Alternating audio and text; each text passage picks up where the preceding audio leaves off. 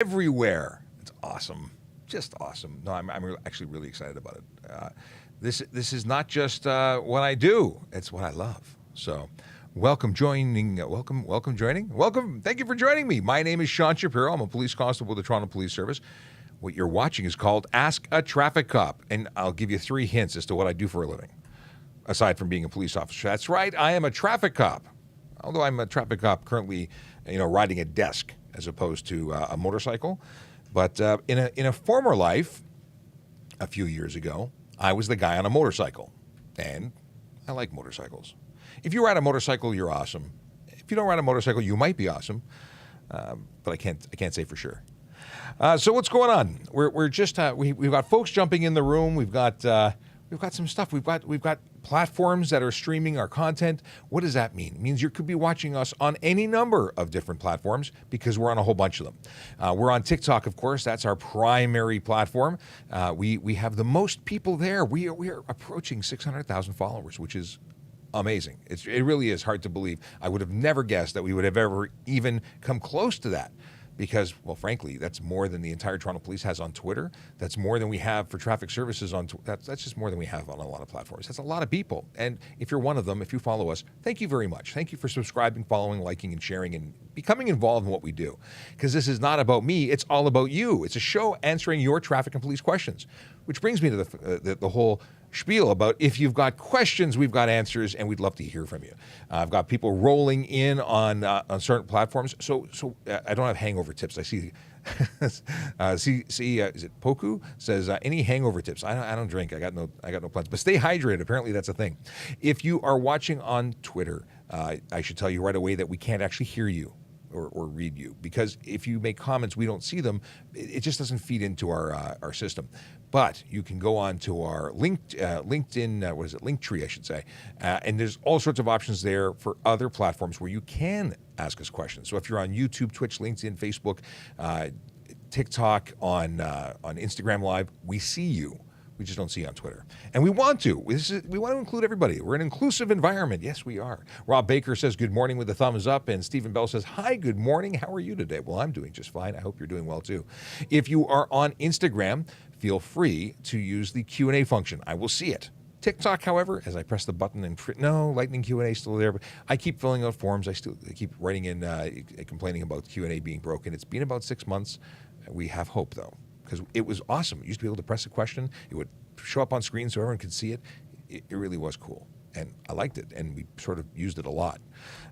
Now we don't, so bear with us. We do have our moderator in the room. CJ is taking questions and throwing them onto the screen so I can see them. And the first one that I see is talking about a modified road test. So we'll talk about it in just 1 second. Josh says, why has Sean stopped checking volley? Sean has not stopped checking volley. Sean's been kind of busy. We do have 7 questions apparently in volley. Volley is a wonderful platform. It is a community platform. It allows you to ask questions either in video, voice, or text format. You can even send attachments. And I can then look at those questions. Where's my mouse? Oh, it's on the wrong screen. Hang on a second. I can see those questions and I can answer those questions. So we do give priority, or at least we try to give priority to volley questions. How do you get on volley? Go to trafficcop.ca or my Linktree, and you will see a volley. Ask me a question on volley. That's how you do it. Join the group and you're in. Easy peasy. Okay. Is the modified, before I keep coming back to that modified road test, but I want to first talk about the fact that it is, what day is it today? Why does it say September 2nd? That tweet was wrong. Did it get the right? Okay. So apparently I tweeted out that it's September 2nd. I know what happened here. No, I did. I'm looking at the wrong page. I didn't refresh. Here we go. It's not September 2nd. It's October 5th. And we have a Vision Zero enforcement team. They are a team of officers who are going out into the world, Toronto, and changing driver behavior one ticket at a time. They are issuing tickets for the Big Four. I mean, they'll issue tickets for other things, but they are focused on looking for the Big Four. What are the Big Four? Well, that is going to be a driver who chooses to speed, drive aggressively, drive distracted, or drive impaired. And if you're one of those drivers, you may just find yourself being stopped and charged by one of our fine VZ officers. They don't go to collision scenes. They don't do other policing duties. They are focused on making the road safer through enforcement. Now, they are in different divisions every day. Today, they are in 31 Division and 51 Division, and those numbers may mean very little to you. However, these neighborhoods might strike a chord. Black Creek, Humbermead, Glenfield, Downsview, St. Jamestown, Cabbagetown, Riverdale, Church and Young. Those are real communities with real people living in there that all want to be safe. They all want to go home to their families every day, and they want their communities to be safe for their families. And that's what we're all about. We're about people, helping people stay safe. Okay, let's get into those questions. Is the modified road test for G driver's license still effective? My understanding is yes. That doesn't mean it still is. And you know what? I'm actually not so sure I like the fact that it still is, because I think more testing is good. Less testing, bad. Maybe easier, maybe less stressful. However, I want the best drivers to be on the road, the safest drivers, and the more testing you can provide or make someone go through, I think that brings you up a notch. I continuously test, or at least when I was in the motor squad, we had to annually requalify. Every year I had to show that I could ride to the level required of me to be a safe police motorcycle operator.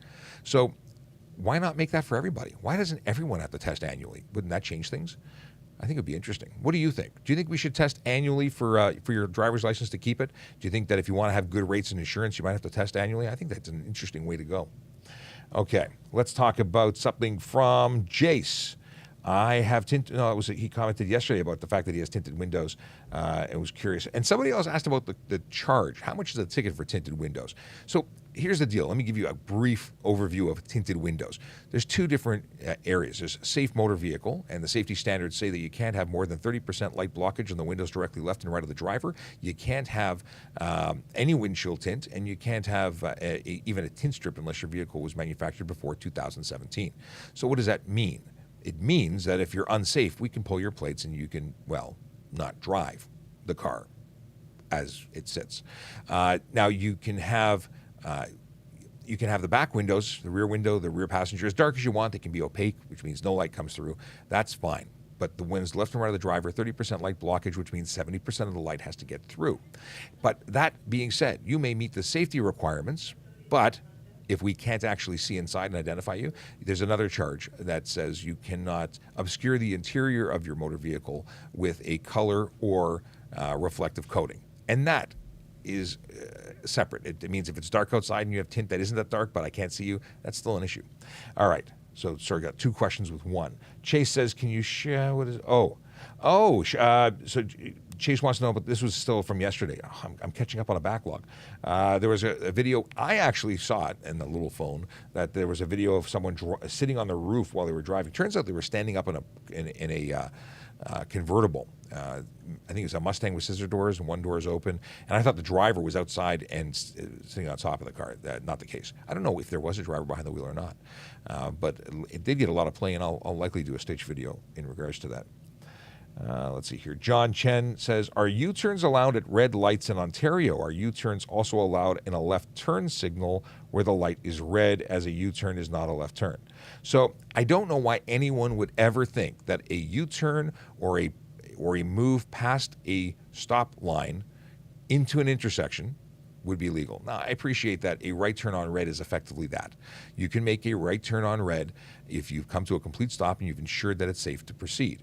That is a right turn only. U-turns and on a red light are absolutely prohibited. You cannot go past that line into the intersection to make that left turn or U-turn. Illegal. So don't do that. Doing that bad. They're already a dangerous, and people, I posted talking about U-turns being dangerous. And many people, including driving instructors, voiced out saying, they're not dangerous. If you do all the checks, they're not dangerous.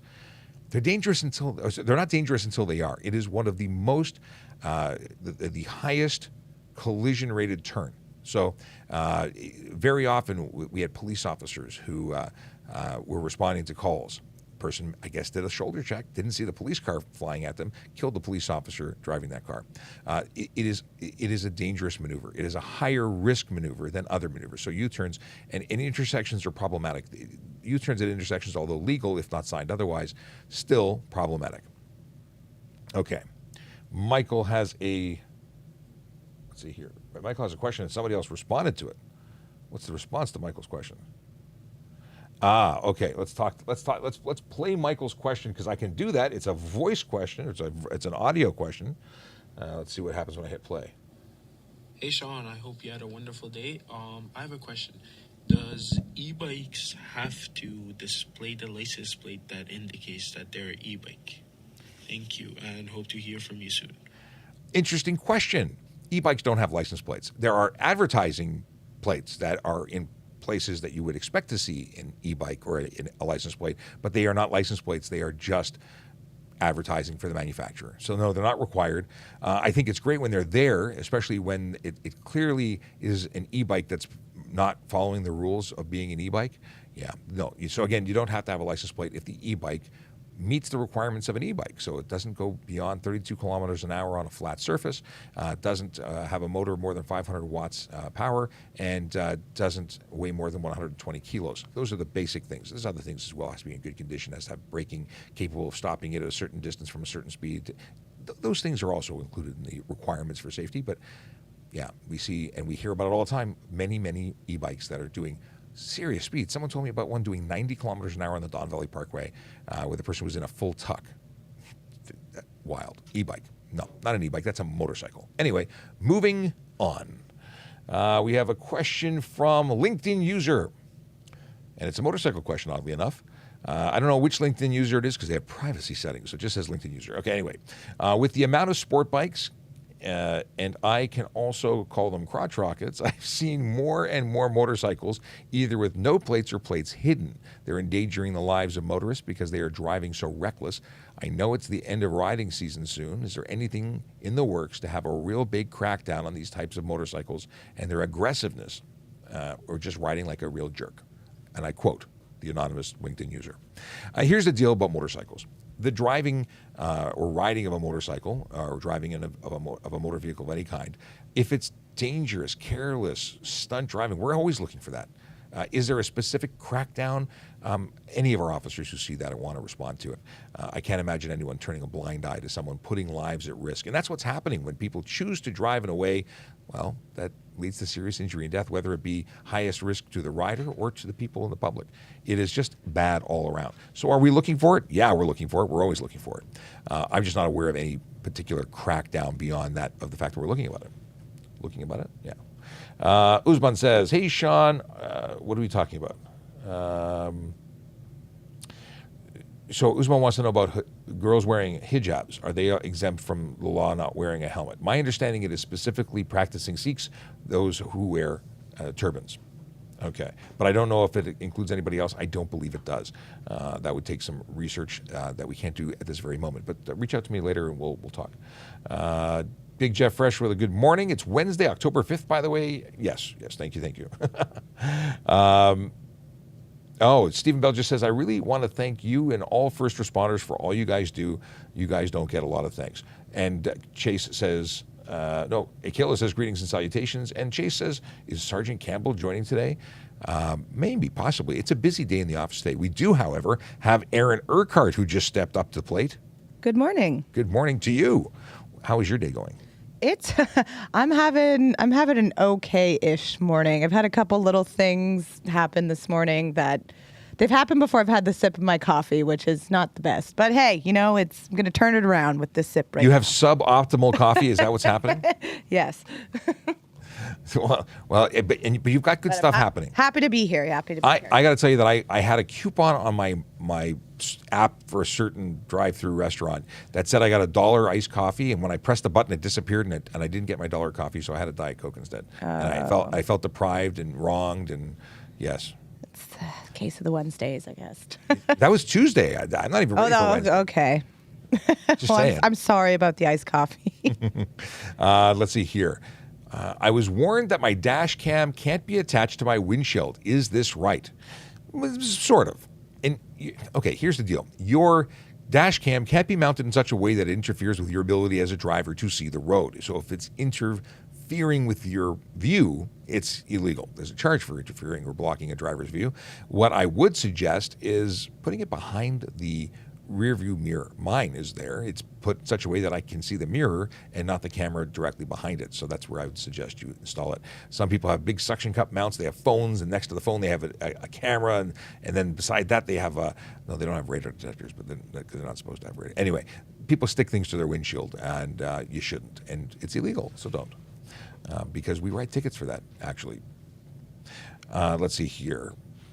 Let's see. Oh, Stephen Bell says, good morning. How are you, Aaron? You're being acknowledged. Oh, thank you. I'm good. I hope you are well, too. I think he's doing okay. Right, Steve? Okay. Let's see here. We have, could you define interrupting the flow of traffic? Do you mean impeding the flow of traffic?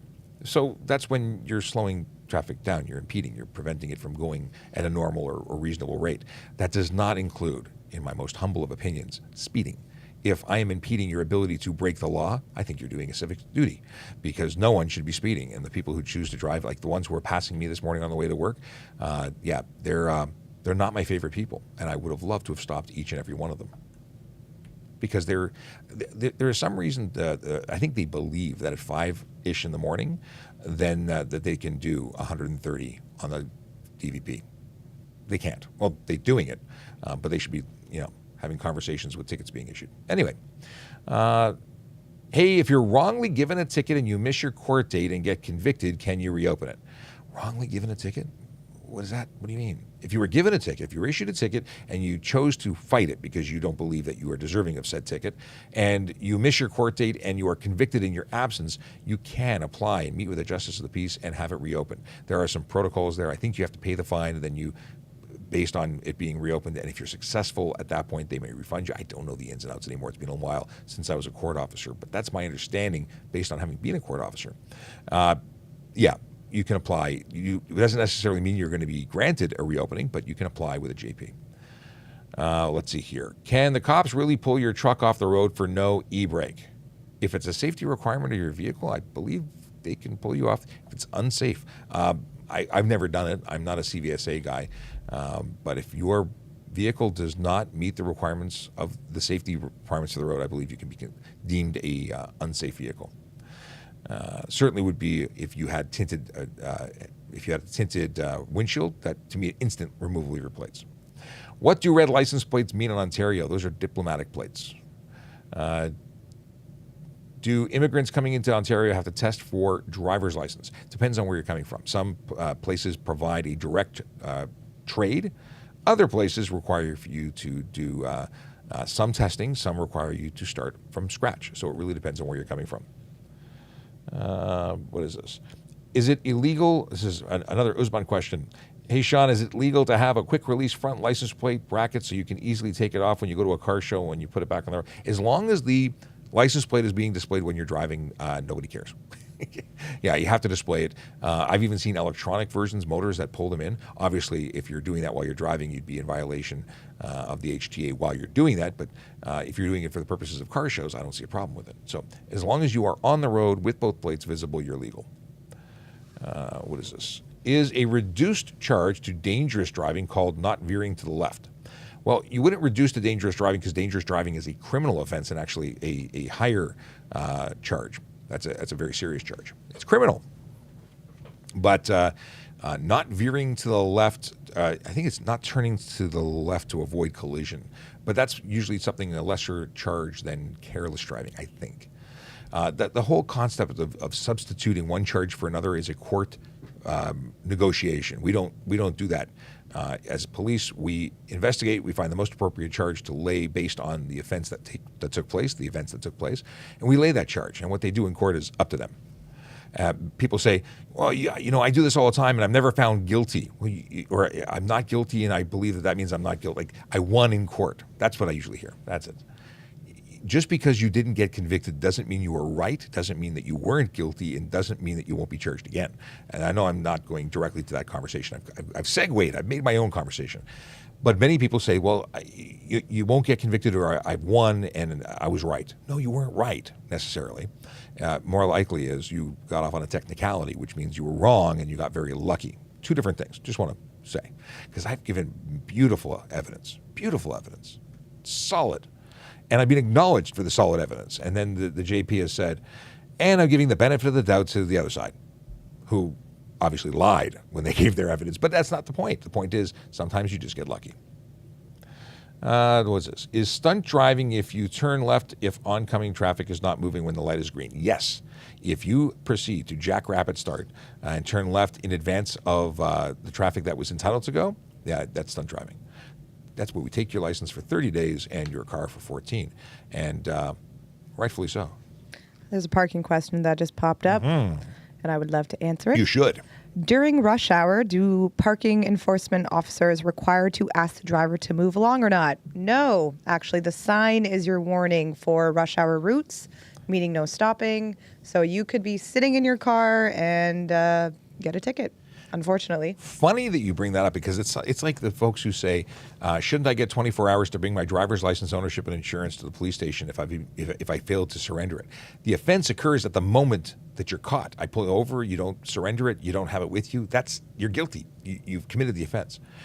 Coming to see me 24 hours later after you found it out of your gym bag after being at home for that's irrelevant. Courts may choose to give you a break when you go to court, but it's got nothing to do with whether or not you're guilty or innocent. Usman has another question. You got good questions today, or I should say, you're plentiful. The questions are plentiful. I don't want to grade you and make people feel bad that you know, about your questions. Is it legal to have a quick release steering wheel in your car? No. First of all, you can transport one. You can drive around with it in your trunk, but that's assuming you have an actual steering wheel installed. Quick release steering wheels are not intended for road use. And why would anyone need one? That's for a race car that you have to take it out in order to clear the bars, the roll cage. You don't need that on your personal vehicle. It's silly. And it's not a theft deterrent. It's just silly. Okay. Reminds me of the 1980s when we had stereos with faceplates that you removed to prevent people from stealing your stereo. Yeah, no. Okay. Is it just luck or legal when people's license plates are almost completely destroyed or faded away? Is it just luck or legal?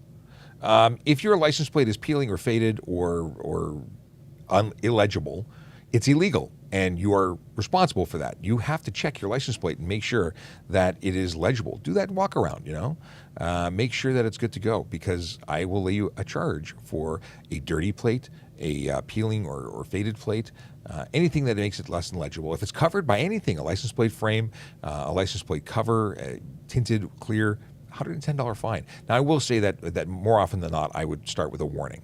I would make it an issued electronic warning, so it stays in the system, so you get one, and that's it. Because I think that warnings that aren't documented are a waste of time. That's just me. But yeah, they are against the law, so not lucky. What do we got here? Kisanth Ravi wants to know about laws on underglow, and he's watching, or they're watching, on Instagram. That's what that phone. That's the phone for Instagram. Yeah. Oh, what's that? That's my phone ringing. Someone's calling me and I'm not answering. Boy. Yeah, I keep forgetting. I need to put these things on Do Not Disturb ever. Ever. Yeah, I'm busy. But it's people only call me between 10 and 11, oddly enough.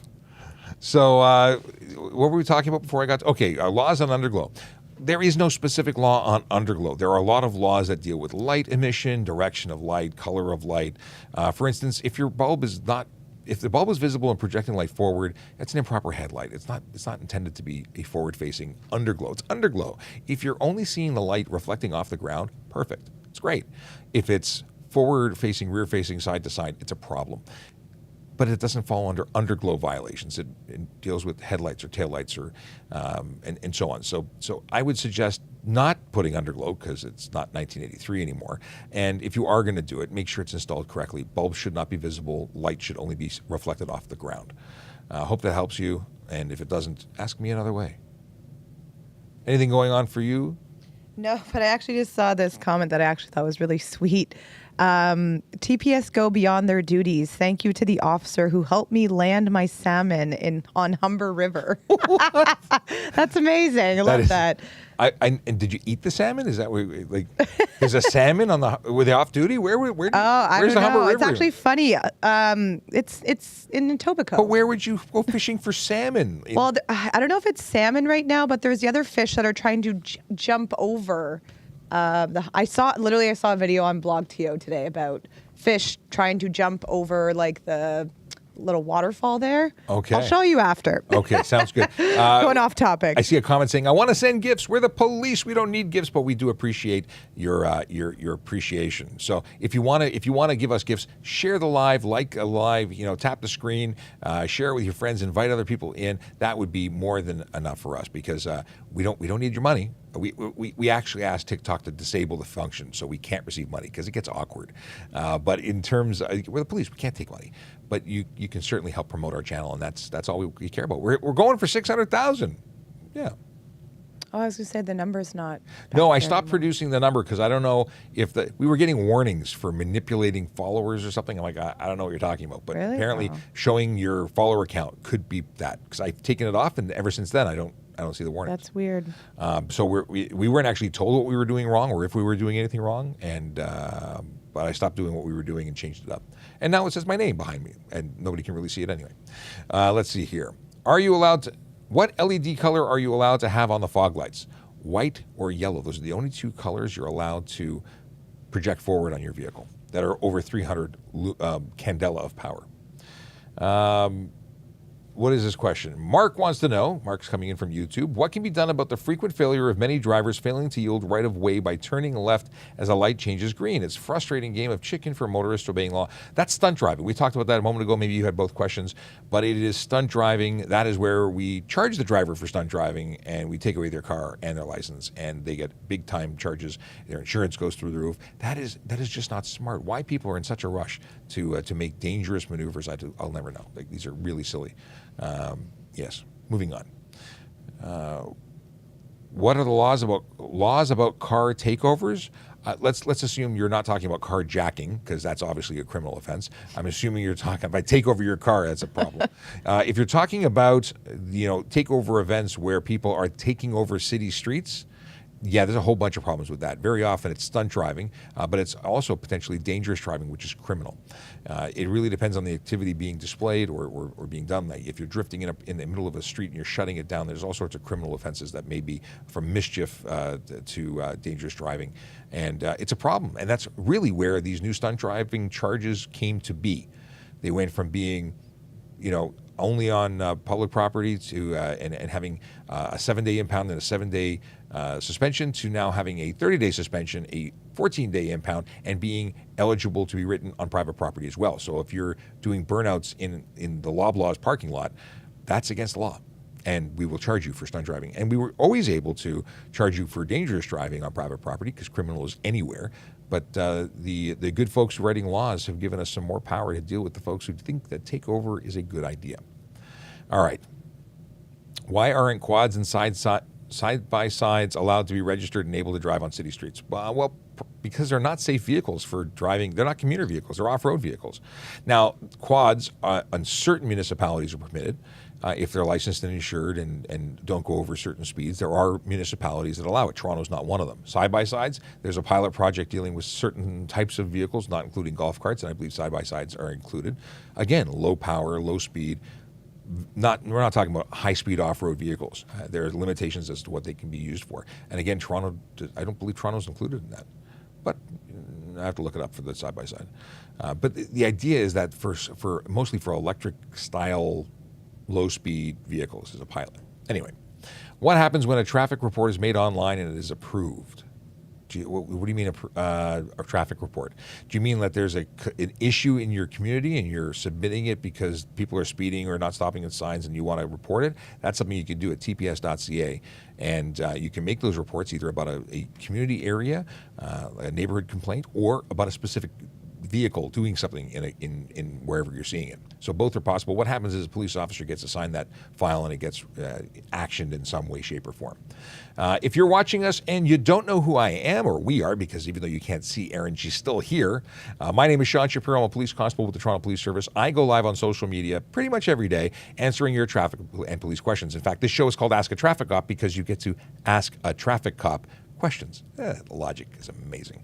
And we have Erin Urquhart. She is TPS_Bikehart, parking enforcement officer with the City of Toronto, with the Toronto Police. And she's here to answer all of your questions if you have parking related questions. She also knows things about coffee and bicycles. Yes. Definitely. and apparently live music, because you do a lot of that, going to a lot of... Actually, I'm going to one of my last concerts this Friday. You're giving them up for life after that? Probably one of the last ones of the year for sure, but it'll be number 14. That's crazy. 14. That's all right. But I'm going to see Lizzo, so I'm really excited. Should be a really good show. I just watched her playing a crystal The crystal flute. What's the story with that? So she's incredible. Like she's classically music trained. Wow. Very well educated, intelligent, and just awesome. So yeah, so I think she was one of the only people to play that since like the Yes. 1800s or something. That's like wild. that. Yeah, I saw that on TikTok. Yeah, TikTok so- is all about education and crystal flutes. Yeah, so maybe she'll play something crazy like that at the Toronto show. Who knows? They're gonna. I don't think they'd let that particular thing travel with. No, But who knows? no. Brian Christopher says, "How is this a taxpayer-paid job?" Well, Brian, let me tell you. I am a police officer first and foremost. I happen to work in the role of media relations and social media, and I'm an educator when it comes to traffic. So as a traffic specialist, I'm sharing the knowledge with everyone out here. Now, I used to do events at, boat shows and bike shows and community events, and we'd have these conversations one-on-one. You'd line up, people talk, they'd get a pin or a keychain. We give those away. It's taxpayer money who bought them too. And what we would do is we would teach people and answer their questions because the police need to be approachable and available to have conversations. But guess what? The internet is here. You're using it right now, and it allows us to speak to many people, and it's much more cost effective. We do it for an hour a day, and I am being paid to be here, and the value to you, and maybe not to you, but to other people, is very good, very high, and certainly the service sees it that way. The chief comes on the channel. We have all sorts of guests. We also have a podcast that comes out. It's called TPS Traffic Jam. We're working on some episodes this week to come out in the weeks to come. So if you haven't subscribed, and not just Brian, but everybody else, if you haven't subscribed to TPS Traffic Jam, check it out. It's available anywhere that podcasts are available. Your favorite app, it likely has this. You can also go on to our link tree, which is available in the bio, which I'm not supposed to say on this platform because apparently you get spanked for it. But you can also go to trafficcop.ca, and you can get all of my social media contact and service contact. Also, great links for things like if you're going to buy a car, you can check to make sure it's not stolen. If you're going to if you're going to loan your car to someone, you can check to see if they have a license that's valid. Those things are all available in my link tree, which is trafficcop.ca as the short form, quickety-quick way of getting there. Okay, Paul Toronto says, good morning. Good morning to you. And let's see here. I do have a parking question that just popped Go up. for it. I'll read other questions while you're doing that. Why are parking signs so confusing on Toronto streets? Example, no standing. What does that mean? It's funny to me how many people don't know what no standing means. Ooh. But yeah, You're only allowed to sit there. I know. So I done a couple videos on the no standing, like accessible loading zones, and people are all making jokes in the comments, like it says no standing though. Anyways, so no standing is essentially the same as no idling. So you're not to be waiting there. No standing is meant for you to pick up and drop off passengers only. So you can't, park there, put your hazard lights on and go do a delivery. You cannot leave the car unoccupied. It needs to be occupied for you to literally just pull up, pick up, drop off, and then be on your way. So think of it as no idling. It's just the terminology for that bylaw. It is what it is. I didn't make it up. You didn't make it up, but No. if you would have made it up, what would you have done? I don't know, honestly, because I'm so used to it. I'm just so used to it, and I know the definition. But maybe no idling, because people seem to understand what that means more. I don't know. What would you do? I just think we should put conveyor belts everywhere. So we got a question that came in that says, what punishment should a driver not respecting school bus stop get? And I assume you mean someone who fails to stop for a school bus that has its red lights flashing, its stop bar out, and its stop sign out, because that's pretty serious. In fact, the offense has a $490 fine and 6 demerit points. It's pretty much as hard as it gets.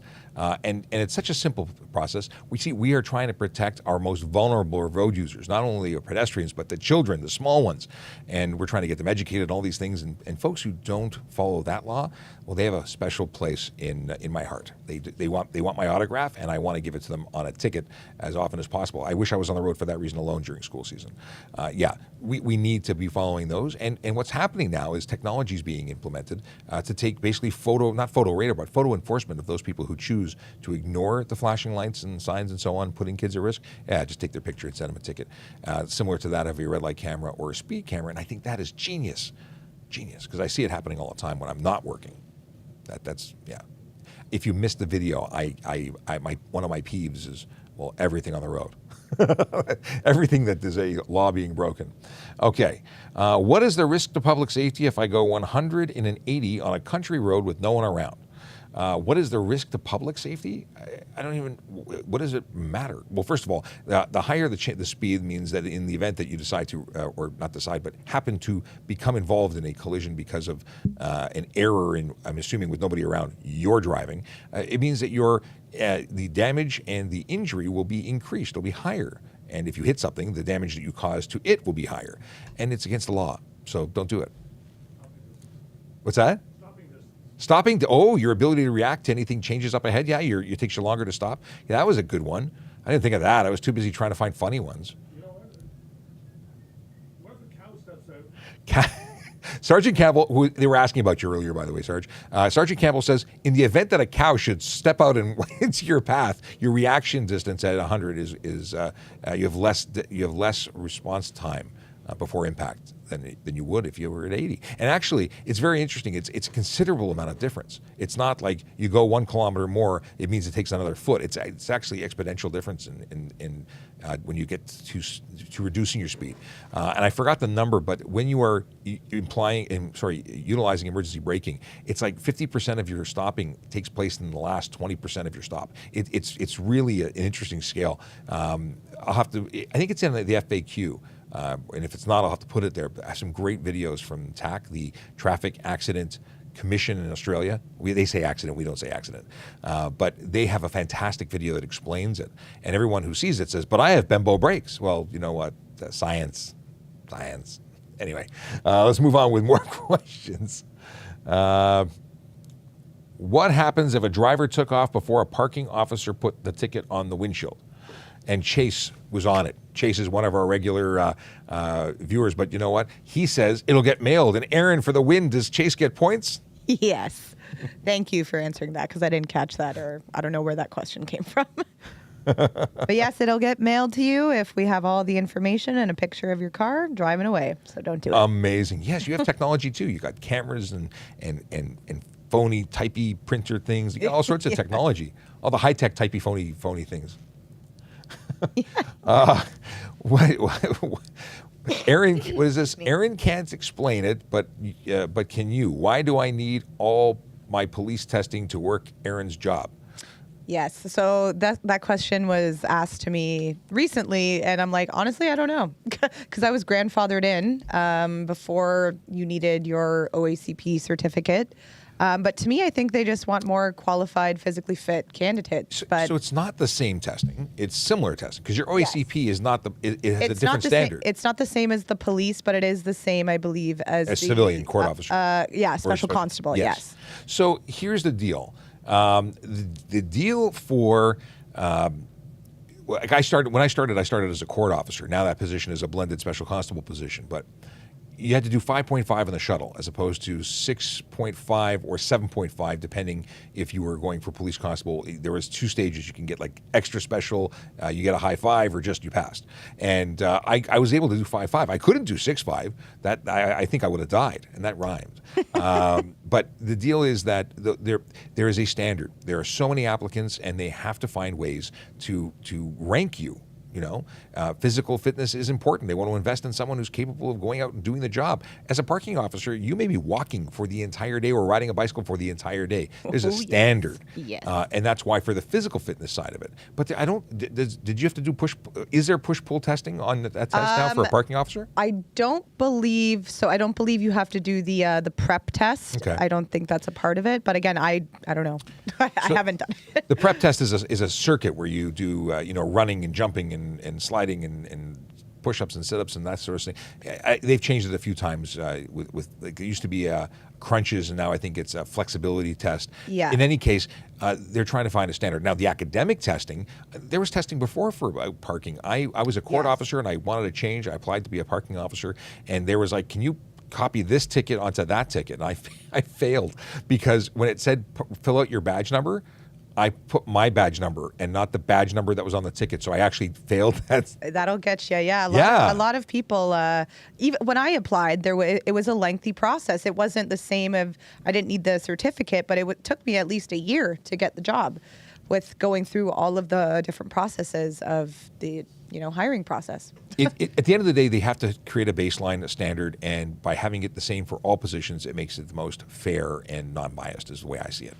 But that's my interpretation of why they do it as opposed to the company line, of which I don't know. Best thing to do is call our employment office, because by the way, we're hiring, www.tps.ca/careers for more information and contact information to speak to a recruiting officer.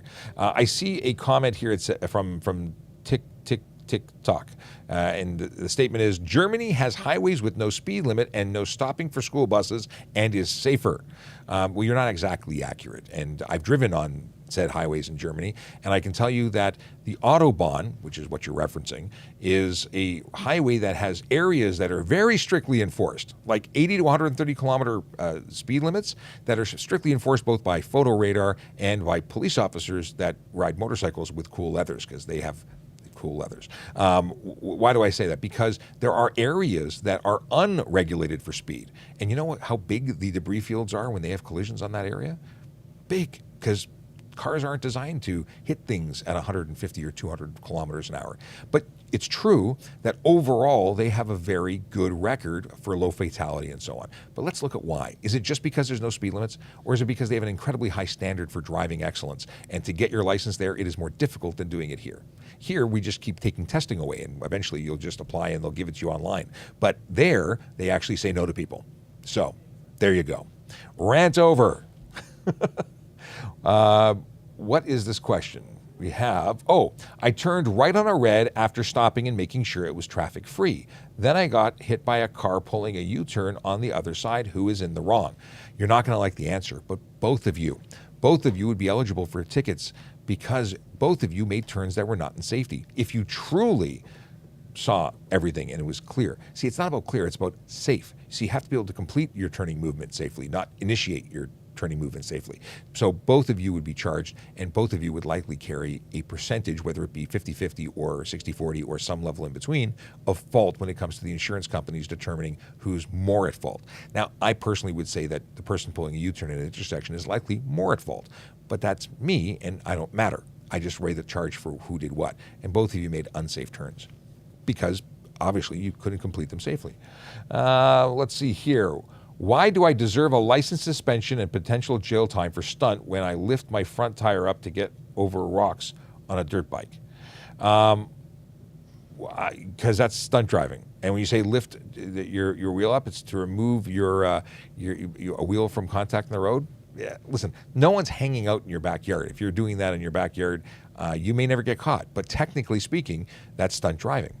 And unless you're on a racetrack, motocross track, or some kind of trail, you're going to be looked at for stunt driving because that's what the law says. Now, is anyone hanging out looking for someone on a trail who may lift their wheel up? No, not that I can tell you, because I'm also not policing off-road vehicles because I'm in Toronto. So talk to your local police, ask them what they think. Maybe they have a different opinion on how that law is implemented in the jurisdiction where you may be doing that riding. Okay. Mikhail says, thank you for the question. I like your TikToks. Awesome. Thank you for the thank you.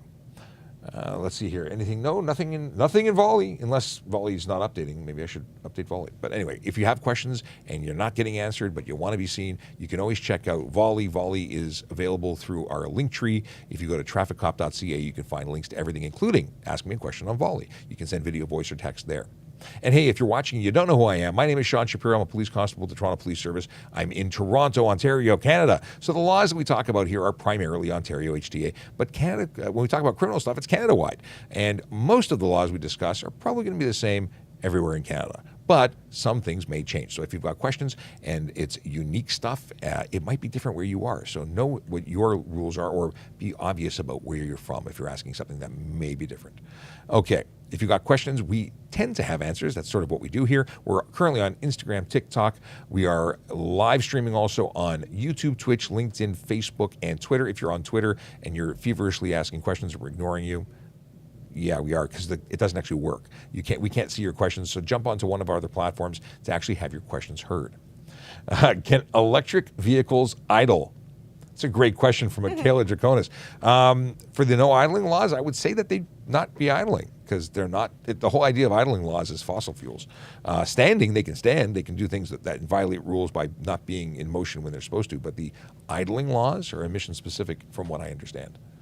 Let's see. What is this?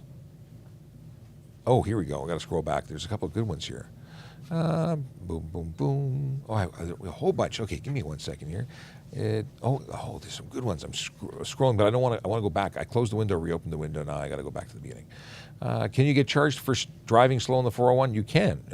Unnecessary slow driving is a charge for anyone who's impeding traffic by way of unnecessary slow driving. So what is unnecessary? Well, it's driving slowly for no good reason. So if it was icy, that's a good reason. You can drive slowly. If it's not icy and you're driving slowly because you're in la-la land, not paying attention, that's different. If your vehicle isn't capable of going faster because it's broken, well, then that vehicle shouldn't be on the road. It's unsafe, and you shouldn't be doing that. That's a good one. You can't do 40 on the highway. Can't do it. Let's see here. I heard you're only allowed 3 visible front lights. Is that true? Well, in Ontario, it's 4. So it's not true because it's 4. 4 lights on at the same time that are illuminated, that project more than 300 candela of power. So if you had your fog lights and your headlights, that's it. If you switch to high beams, one of those sets would have to come down to be 4 maximum, to be legal. People who put additional lighting above would be breaking the law. Okay. Oh, wow, we got a bunch of great questions. Thanks to the mod who's typing this all in. Is it illegal to have your interior mirror on in your car when driving at night? So despite the fact that I grew up thinking that interior lights were illegal to use at night while driving, no, there's no law preventing it. It does affect your ability to see, because it affects your night vision, and you do have night vision, by the way, not the same like wearing the goggles, but your ability to see at night, your eyes adjust when white light is presented. So many vehicles now offer a red light alternative, which is what pilots do, and it doesn't affect your night vision as much. It doesn't negatively impact it as much. Oh, let's see here. Oh, wow. Let's see. There was an update, and look at that. I got a whole bunch of questions in the Q&A. Why are these not updating? Maybe I need to update the app. Let's see here. To gift traffic services, drop off donuts. That's funny, Michael. We don't need donuts. We're all on a diet. Yeah, seriously. All of us. Even the skinny people here don't want to eat donuts. There's like health care. We have people there's a gym here. They work out. Yes. So let's see here. Okay, now I'm back in the current questions. So we have a question from Richard. Okay. So he says, "G'day, Sean. As a commercial driver, I really appreciate what you do to educate all of us here on the roads. My question is it true that in Ontario it is not illegal to pass on a double yellow line? I find this odd, as my driving instructor and manual has always said that here in Nova Scotia it's illegal. I assume that applied to North America wide. Thank you for your time, Richard." So the answer is, in Ontario, it's not against the law. Now, other provinces, it is, and I think we're the only province where it's not against the law. So your mileage may vary. If you cross the double line, there's no ticket for crossing the line. But when you smack into a car or you cause a collision or you're speeding, you're eligible for all of those tickets, just not the actual crossing of the line. The lines are cautionary. Yellow line means that the vehicles on the other side of it are traveling in the opposite direction. Obviously, a solid line suggests you shouldn't be passing. A dotted line means it's safe, or should be safer than if it, you still have to make that determination of whether it's safe, but it suggests it would be safe.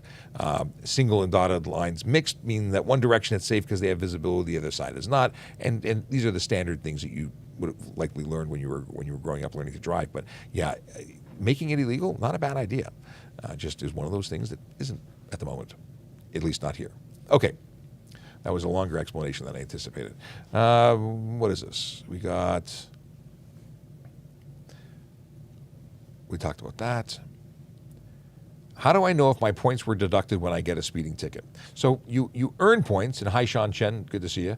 And Paul Toronto says, how about samosas? I like samosas, not dietetic though. Anyway, so how do you know if you got your points? So the police don't give you points. Your convictions are registered, and upon registration, the MTO applies based on the charge that you were convicted of. So, how do you know? You can get a driver's abstract. We can see it when we pull you over and run your information. We'll see what your current demerit points are. You don't get them taken off. You don't start with points and lose them. You start with 0 and get points. And depending on what kind of license you have, whether you're a learner or not, certain number of points could mean a suspension. And if you're a learner, that means faster. If you get any ticket that has 4 demerit points, I think it automatically triggers a 30-day suspension. There's a bunch of things when it comes to demerit points. But in terms of when do they come off your license? Well, after 2 years from the date of offense. So if you get your ticket tomorrow, you get a ticket for speeding tomorrow, and you pay that, and once it's registered, the points will be applied, and 2 years after the offense date, they'll come off. A conviction, however, stays on your record for 3 years. Okay. We have a question of, a cop wrote the wrong address on a ticket rather than where he actually pulled me over. Is it an incomplete? I don't know what some is, but so very often we'll make observations and the computer system will enter an address of where you were stopped. Sometimes they will write the address of where they first made observations. They would articulate that in court. That does not mean it's incomplete. If they put, you were in Buffalo, New York when you were in Toronto, that's a problem. But it really depends, and you could always ask the question to explain it in court, and that would be up to them to make the case. And you could make the argument, but it's generally reasonable that they're doing the right thing. Demerit points are like golf scores. 0 is better than +10. Yeah, right on. I'm going to use that. Michael, thank you. I've just stolen your explainer. Why does it keep saying unread after I'm reading them? There we go. Okay, finally unread. Did you hear about that, Sarge? That demerit points are like golf scores. 0 is better than 10. I've never used that analogy, but Michael gave it to us. Well, I assume he gave it to us. He lent it to us. We're going to give him credit. Michael says, can I use a picture of my driver's license to show to a police officer if I forgot mine at home? You can certainly show it to us. Is that meeting the legal requirement of surrendering upon demand to an officer for reasonable inspection? No. There's actually security details that are embedded into a driver's license, so that does not meet the requirements. However, many officers will say, thank you, and it makes their life easier. But will they still charge you? They could. It really depends. We don't have to late charges. We have discretion, and that might meet the requirement for the officer you deal with. Others will say, no, you failed to surrender, and here's your ticket. But something is often better than nothing. Just try not to make a habit of forgetting. What's happening? Are you going to try and cross over and come to a microphone? We're going to start braiding these. Hold on a second. Let me give you some volume on that microphone. There you go. I crossed over. Yes, you did. It was poetic. The headphones have a short lead on it. So. Yeah, those particular headphones have a short wire. You should trade because Erin's closer to the mixer than you are. Well, I didn't want to strangle Erin on my way by. So the voice you are now hearing is Sergeant Murray Campbell, who has graced us with his presence. He's been standing. Well, Yeah, I don't know. Yeah, exactly. Here, what's the next one? Sitting on front passenger seat and using cell phone is illegal at any time while other is driving. No, a passenger can use their phone. They can't make their screen visible to the driver. So if you want to show, your favorite Instagram or TikTok to the driver, the offense is being committed when they're looking at your phone. But you can, hide your phone from them and use it all you want. The big thing is the driver can't use it. So some people will say, they're not using it because they're not holding it, but they're looking at a FaceTime call with their cousin Fred. That's a problem. But just looking at the screen is a problem. Okay, and actually a phone that's mounted can't be looking at Instagram pictures there, can't be watching videos there. You're allowed to look at the phone mode, like if it rings and you see the screen. And you can obviously look at a GPS mode and see the maps, but you can't interact with them. You can't touch them. Doesn't matter who's driving. Okay. What is it? Explain to people about yield signs because most people don't understand them. Yeah. There's a lot of things that people don't understand. And that's one of the reasons we're here, because we want to dispel a rumor or explain things that are complicated, because oddly enough, some people think it's complicated, and that's not to make fun of them, but we are here to make sure that everybody is on the same page when it comes to safety stuff. So what is a yield sign? Erin, you want to take the throw it? What is a yield sign? A yield sign? You yield. So essentially, use caution, right? So you have to yield to the right of way to the other party. So if there was a vehicle on the street and you have a yield sign, you're not required to stop if your maneuver doesn't interfere with the other vehicle that has the right of way. So that's essentially it. I think that's in a nutshell. Yeah, you do have to slow down enough to ensure that there is no other hazards. The total obligation is on you Yes. to yield to whatever may be there. And you may be required to stop because your yield may not be possible. So it depends on what you're interacting with. Some people say, well, I don't have to stop because it says yield. No, you might have to because you're required to do what's safe while yielding right of way to the other side. Yep, and if you do have to stop, you have to be going at a speed that will allow you to stop before going into that intersection. Yeah, so when you're doing 60 and approaching a yield sign, you may not be able to if it's a T intersection. A T intersection is generally not yield. Usually there's some kind of easement into the turn, usually, but not always.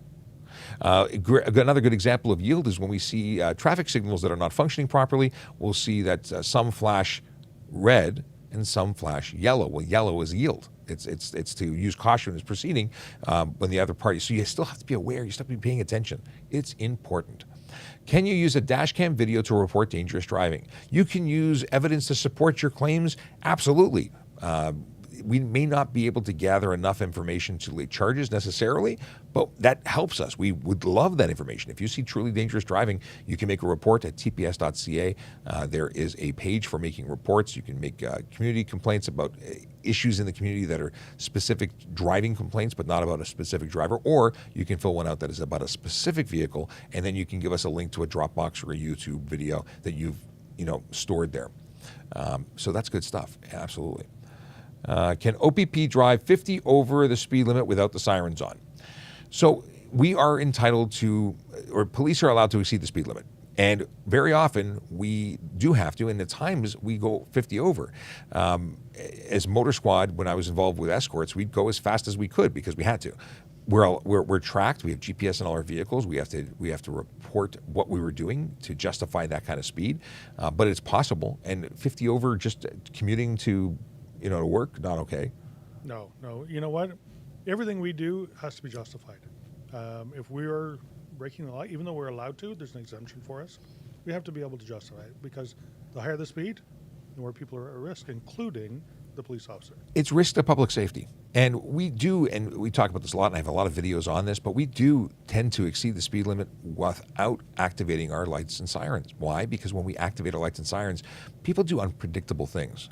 They think we're pulling them over. They move it into our path. They move out of our path and stop weird angles in the middle of the road, and that's dangerous. So very often we can get somewhere faster without our lights on. Now, if we're talking about the 401, when the average car seems to be doing 130, 150 is a 20 kilometer an hour speed differential. It's fast, but it's not as fast. It's not like everyone else is doing 40 and they're doing 150. So it really depends. And I could see where there could be a reason for that. But I personally wouldn't do it, but I could see how someone could articulate that. Yep, absolutely. You know what, though? My job as a supervisor would be to have a look at that, analyze that, and see if it is justified. Because can you imagine at 130, where everyone is doing 130 means they're all breaking the law. So if I were to try and get through that traffic while activating my lights, everyone would be having a panic attack at the same moment. Well, think about if you're going after that person traveling at 130 because you want to stop them, give them a ticket. You have to go faster than the person that is pulling away from you is going to be able to catch up. So, and you won't want to activate your lights until you get their information close enough. So there's a lot of reasons where it makes sense. Okay, moving on. What happens if you stop a driver with no license, and what happens to the owner of the car? Great question. I like this question because nowhere did it say G1, which is normally the question, and yet the same information is going to be conveyed. So here's the deal. If we stop someone and they're not a licensed driver, which would suggest they probably don't own the car and probably don't have insurance because, well, if it is theirs, there's other issues. But let's just start with your scenario. We would charge them for not having a license, but we would also investigate and charge the registered owner for lending or allowing the person, for making it possible for an unlicensed driver to drive that vehicle. Now, also, they'd not be covered by any insurance in the event of a collision. There'd be liability coverage. But if it was an insured vehicle, the fact that you lent it to an unlicensed driver would mean that your insurance company is likely going to deny the claim. Now, how can you protect yourself? Well, you go to trafficcop.ca, which is a link to my link tree. You can also go to the link tree in the bio.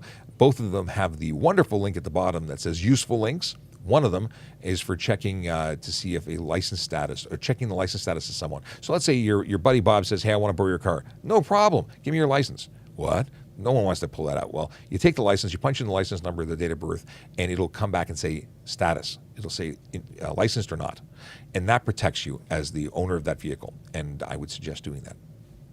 It's good stuff. There's also a link there, by the way, if you're going to sell a car or buy a car, I guess buy a car, to check the VIN number to see if it's stolen. It's an RCMP link. Good stuff to do. We are officially at time, but there's a bunch of questions. I want to see if we can speed read through them.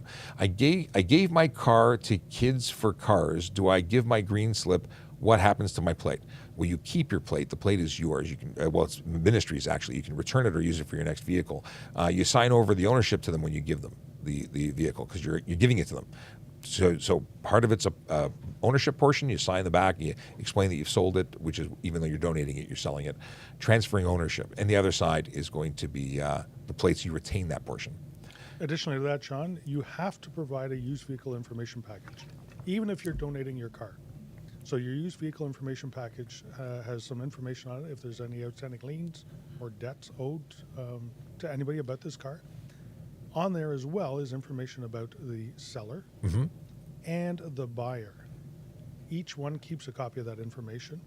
Should that vehicle be involved in a collision later on and it still hasn't been transferred over or registered, you may get a knock on the door from the police, and you may need that information. Sure. To provide to the police of who you sold your vehicle to. Whomever you're selling it to, make sure you do that. You want to be able to make sure that in the ministry documents, or they document the change, even though because you have 6 days to say you bought something or register something, but let's say they don't register it. Maybe they don't do what they say they're going to do with it. And in cases, not with them, I'm not saying they do anything wrong, but I've investigated abandoned vehicles that were purchased for cash, never transferred, and then impounded. And then the person who originally owned it gets a call saying you owe $5,000 in storage fees.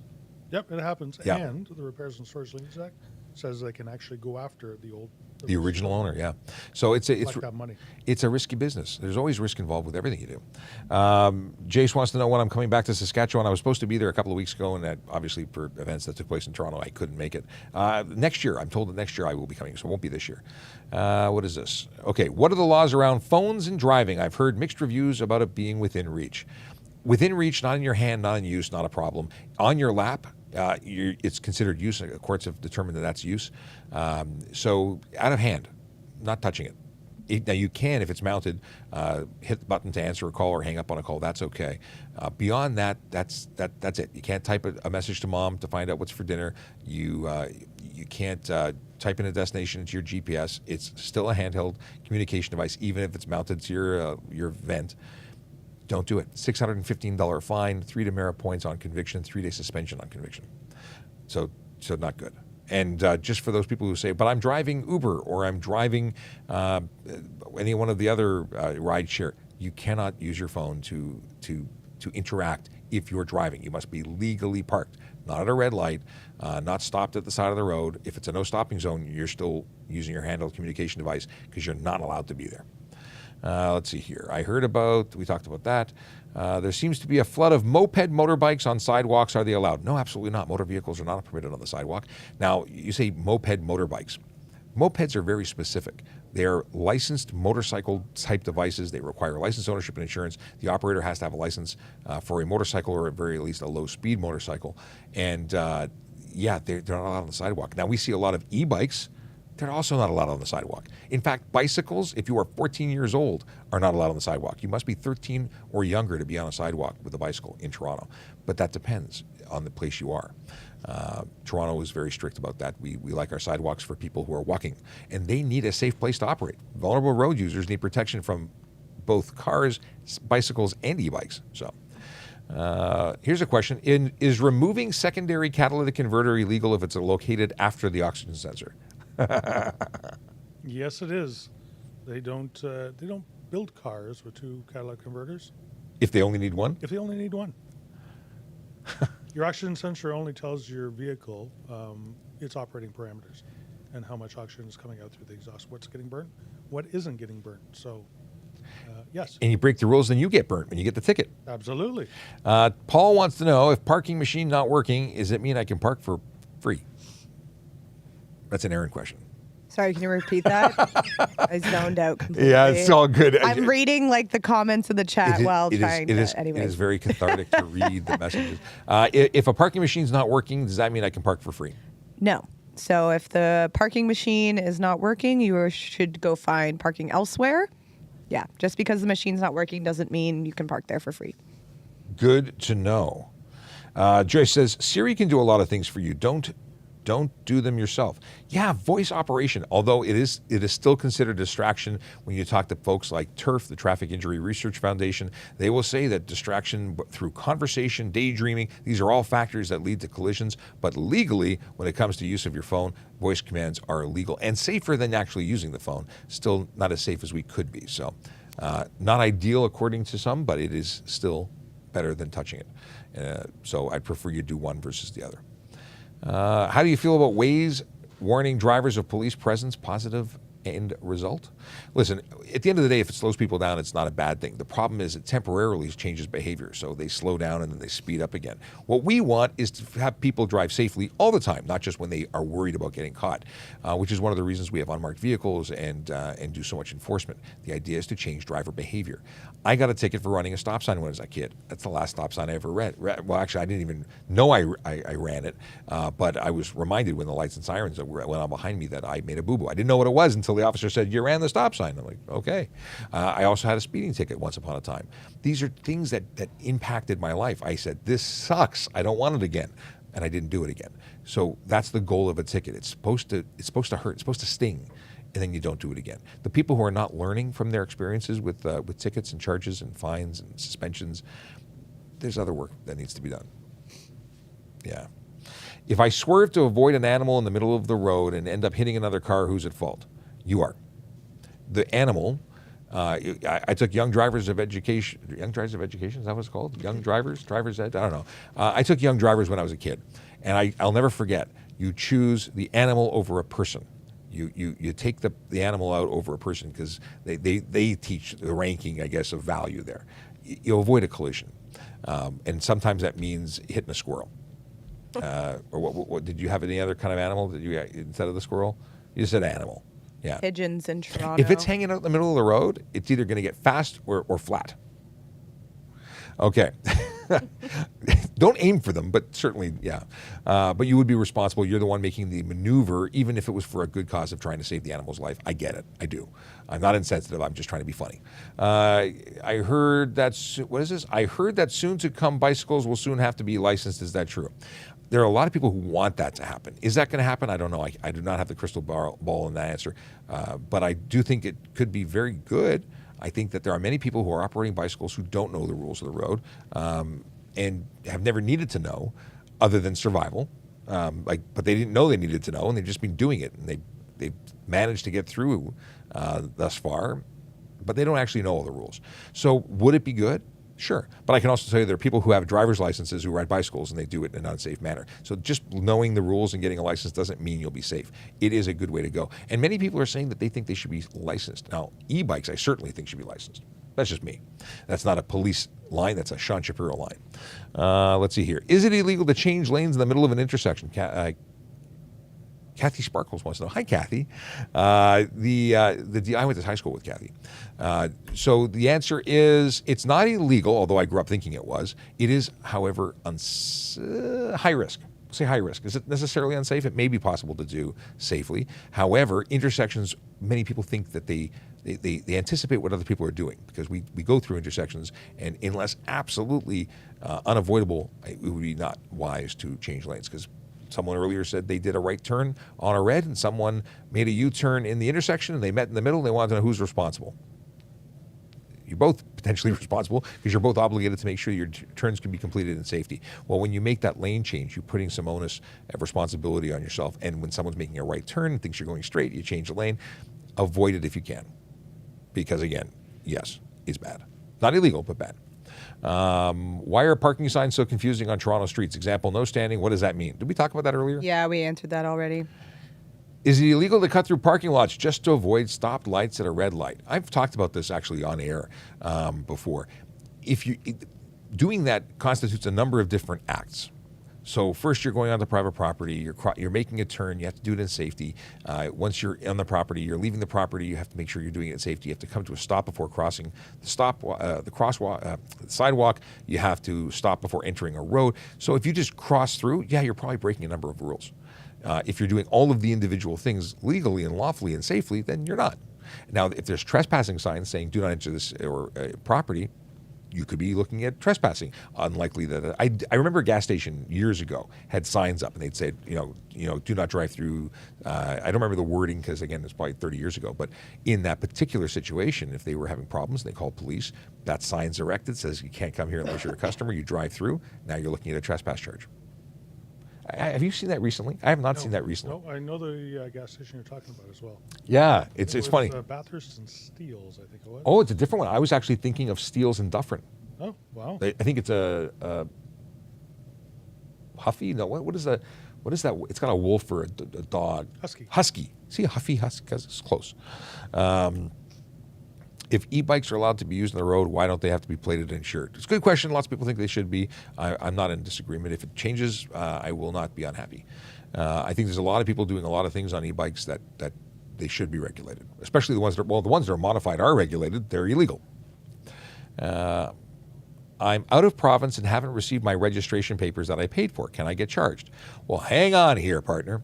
How out of province are you? Why are you here? If you're here and not there, did you move here? If you moved here, you're here, not there. You need to register your vehicle here. In fact, you have 60 days to update. Is it 30? I keep mixing these up. Is it 30 or 60 days? If you've moved? If you've moved. 30. Is it? I can't remember. I want to say 30, and then I think it's 60. It's failed to apply, right? It's failed to apply. So failed to apply on becoming an owner or a change of address. No, that's officers. Failed to notify. No, that's not it. Anyway, there's a thing. Another thing. Update? I'm looking for, these are fuzzy searches here I'm doing. Update. No, it's not update. We'll come back to it. It's either 30 or 60, and if you've moved here, you just can't hang out and keep registering your vehicle somewhere else because that's partly like insurance fraud, and they don't like that. So if you're living here, you've moved, change your address. Even if you're a student, different provinces, different rules. If you go to Quebec, they will say you're a student, you're a temporary resident. They don't need you to change it. If you move to Ontario, however, you are a resident, even if it's just when you're going to school. And think about the benefits of actually having the correct address on your driver's license. If you're missing, if something happens, we know where to go. It's really important when trying to identify people, and it is a benefit to you. Yeah, you might pay more insurance, but you'll be doing everything lawfully. Did you find it? No, sorry, stop looking. I do know once you move, though, you have 6 days. 6 days within the province. Yeah. Yeah. Let's see here. Secure more, no, apply, register. I think I looked at that earlier and I started. I think it's 30 days. Yeah. Yeah, maybe I'll do a TikTok. I know there's 2 dates. There's one for interprovincial and there's one for, and I thought it was 60, but then I keep saying 30 and I don't know the answer. So nobody knows the answer. We're going to look it up and talk about it in a bit. But we're over time by 15 minutes.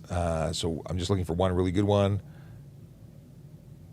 Somebody wants to know what our thoughts would be if we switched to unarmed police like the UK. Well, the UK has some officers who are unarmed. That's like our special constables. In fact, they are special constables. And then they have armed police, like our constables. So we're kind of already in that model because we have special constables who are unarmed. And I was one for many years. Sarge, you were one too. I was too. Concerns on growth of self-driving and assisted cruise control tech. There's a company that announced today they're going to start doing some demos. There's a pilot place that allows for it. I don't know enough about it. I've seen it make mistakes, so that's not good. We'll see how it goes. Slowly we go into the future. If a motorcycle is driving in between cars on the lines and they get hit, who's at fault? Well, obviously they are. They're careless driving. That's called lane splitting. It's not legal in Ontario. There are places where it's legal. It's not legal here. Let's see here. Okay, I could keep going, and Yeah. But it's time. It's time. We're overtime. The last question, just because I like the question. Do you have to wear a helmet on a bicycle? If you are under the age of 18, yes. If you're an adult, you're old enough to make really bad decisions about protecting your brain. So with that, I say goodbye. We'll be back. I said we'll be back, and then I didn't get an update. Chase, I'll just respond to you on volley. But Chase sent me a voice volley. Okay, we're out of here. Have a wonderful day. Stay safe. Drive sober. Park legally, and we'll be back again. Are we back tomorrow? I think we're back tomorrow. I'll put up a notice. We'll let you know. Ciao for now.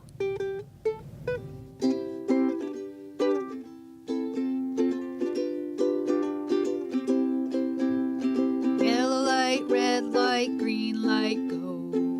Driving safely helps the traffic flow. Watch for pedestrians, look out for bikes, and don't drive like a jerk that no one likes. Yellow light, red light, green light, go. Driving safely is the way to go. Put down your cell phone, nobody needs you to text and drive on the DVP. Yellow light, red light, green light, go. Stop at stop signs, look both ways, then go. Seatbelt, save your life indeed. And watch your driving, don't speed. Yellow light, red light, green light, go. Driving safely is the way to go. Don't drink and drive or smoke some weed, because you might go to jail and not get freed. Yellow light, red light, green light, go. Driving safely helps the traffic flow. 10, 9,